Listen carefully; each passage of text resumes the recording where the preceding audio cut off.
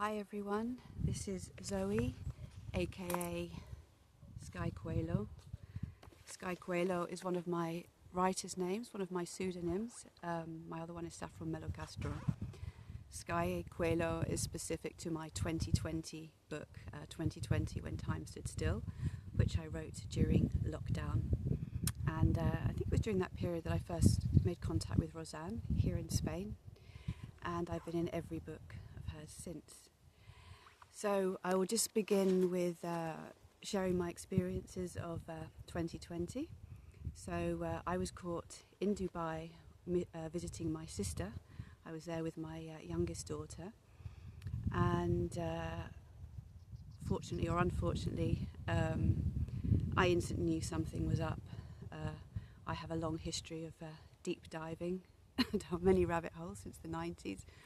Specifically with the pharmaceutical companies when I was damaged by Prozac, and a lot of my journey began there. So when this happened, my initial response was literally, oh no, not again, which is actually very disturbing because it made me realise that I'd either lived through this in another lifetime or I had some higher knowledge, but there was never any doubt in my mind that what was going on was extremely off and very dark and wasn't what we were being told.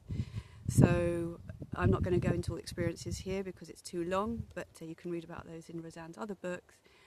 But we eventually made it back to Spain, where we were locked down for months, literally like prisoners. It was horrific. But that led me to write my book and meet many interesting characters along the way, including the likes of Dr. Dolores Cahill, who used to work with Fauci.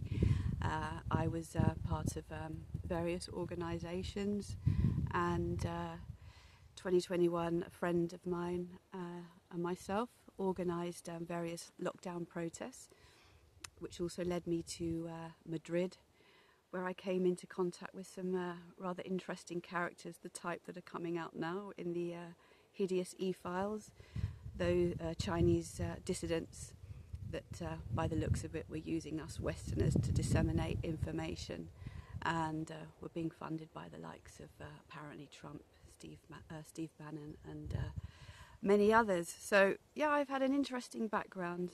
Sadly, during that period, I began to lose many special people in my life, including my dear father, who was taken ill, subsequently put in hospital. My worst nightmare began. Everything I've been fighting against became personal.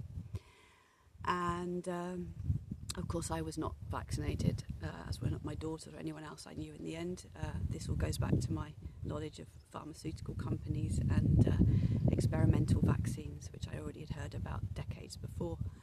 But this of course meant we weren't able to be with my father, and that began a big battle, a personal battle, which didn't end well for any of us. And once he passed, I'd had enough of the darkness, the fights. I had a lot of anger, justified anger and hatred, and I had to step away from everything and work on myself and that anger that was obviously very destructive. And that's when I began my kind of off-grid journey.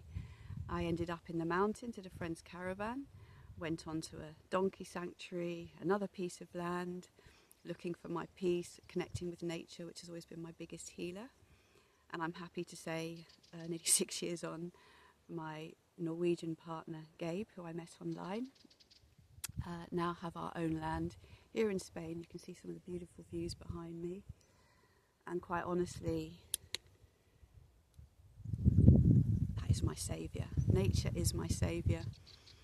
The times we're in, of course, this is not over. There is still so much more to come. And with the release of those hideous e-files, I found myself exercising poor judgment and deep diving again, which included last night, which didn't end well for my brain. I'd also experienced a brain hemorrhage during these difficult years, and the last 2 years I spent recovering, which also meant even just doing a video today, I'm so much more articulate and able to focus than I was, but it's a little bit of a task for me.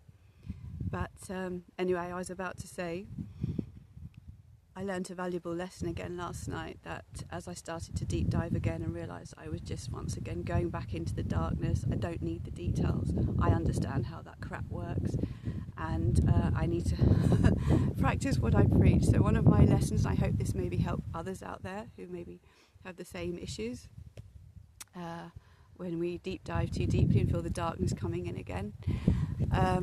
So for me it's nature. So last night I had to step away, step outside under the stars and the moon, and I connect with a memory that brings me internal joy, which in this case is my 2-year-old niece, who very recently ran to me and hugged me for unlimited time and just showed such unconditional love that it touched me in a very deep way. So I connected with that feeling.